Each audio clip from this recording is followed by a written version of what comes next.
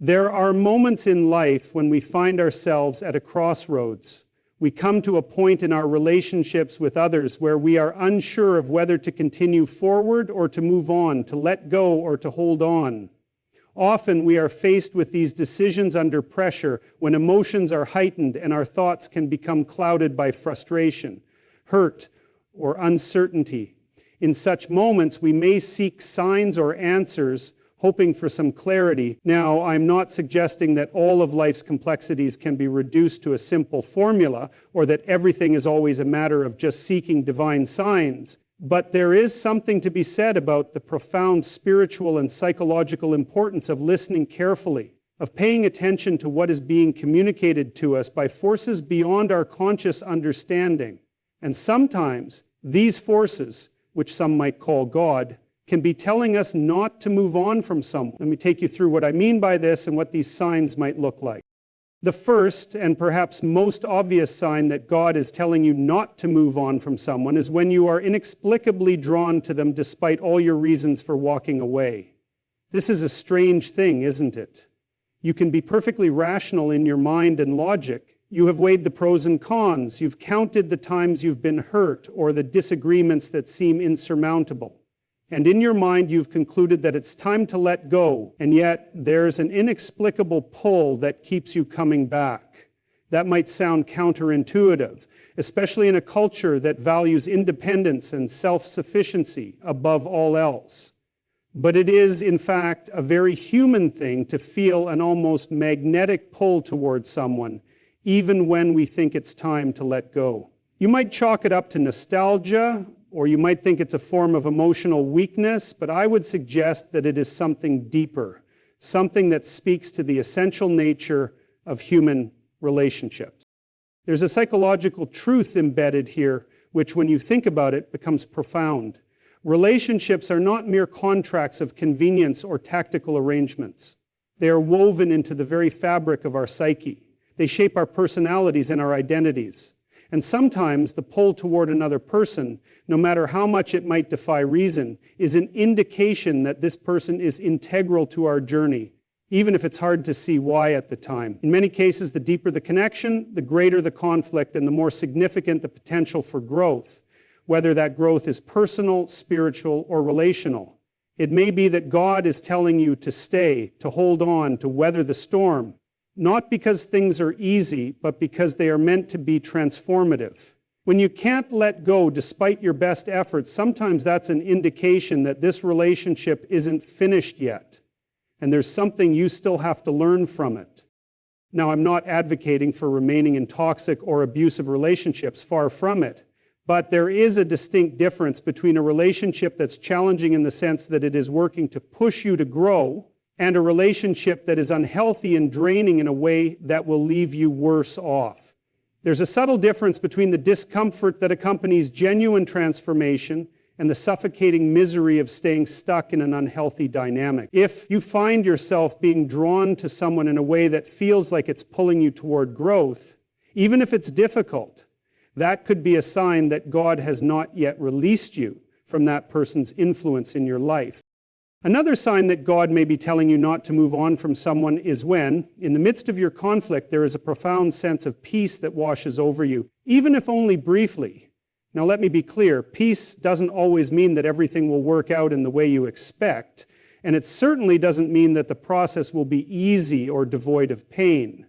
But when you're in the midst of a difficult decision, and in a moment of reflection or prayer, a sense of inner calm overcomes you, it can be a signal that you're on the right path, that you're not alone, that the decision you are grappling with has deeper meaning than you realize.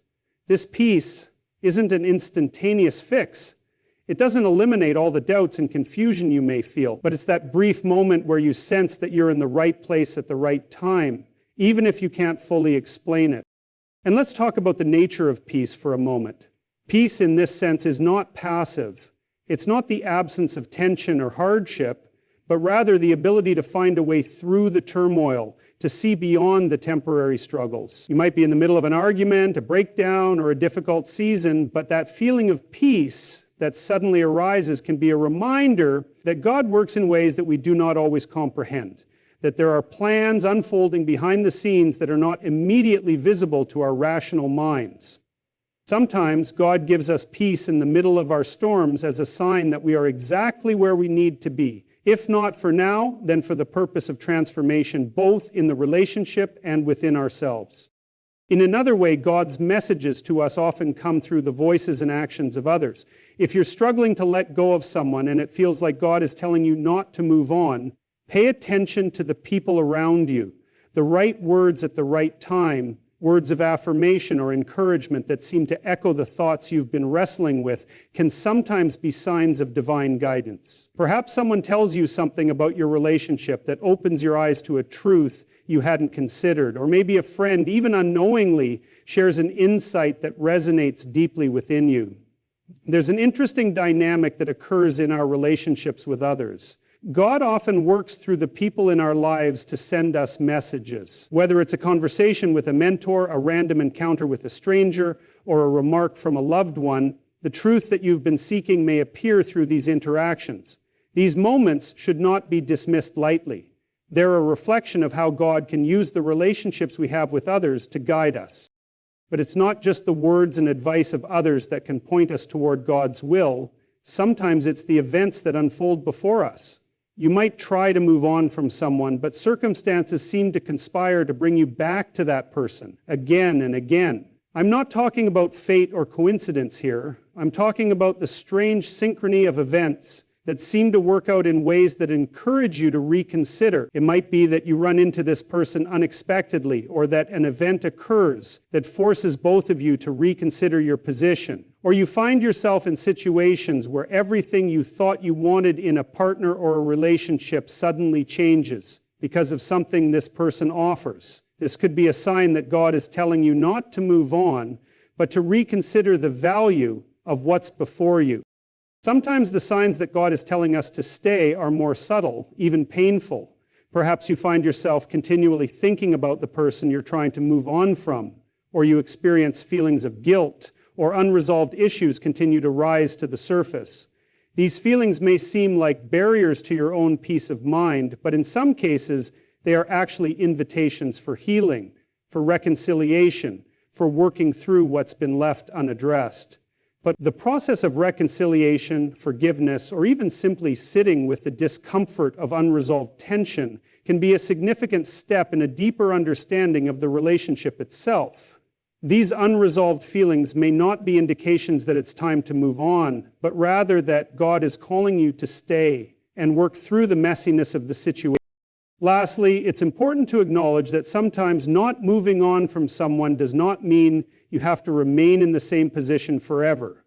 It could mean simply staying present, continuing to learn and reflect, or allowing yourself the time and space to grow with that person. Relationships are not static. They are dynamic, and they evolve as we evolve. The very act of holding on, even through moments of doubt or uncertainty, can be a sign of faith and trust in the process of growth, both personal and relational. So, when you find yourself in a situation where you're unsure whether to move on from someone, and the signs seem to indicate that God might be telling you to stay, remember that it's not always a simple matter of emotions or logic. It's about listening to the deeper currents of your life, recognizing the patterns that emerge, and paying attention to the subtle ways in which life, love, and the divine can guide you towards something that goes beyond your immediate understanding. The decision to stay or to move on is rarely clear-cut, but if you are willing to listen, if you are willing to be present to the challenges and the possibilities that lie ahead, you may find that God's guidance is always more available to you than you realize. And in time, you may come to understand why that person and that relationship was never meant to be something you let go of.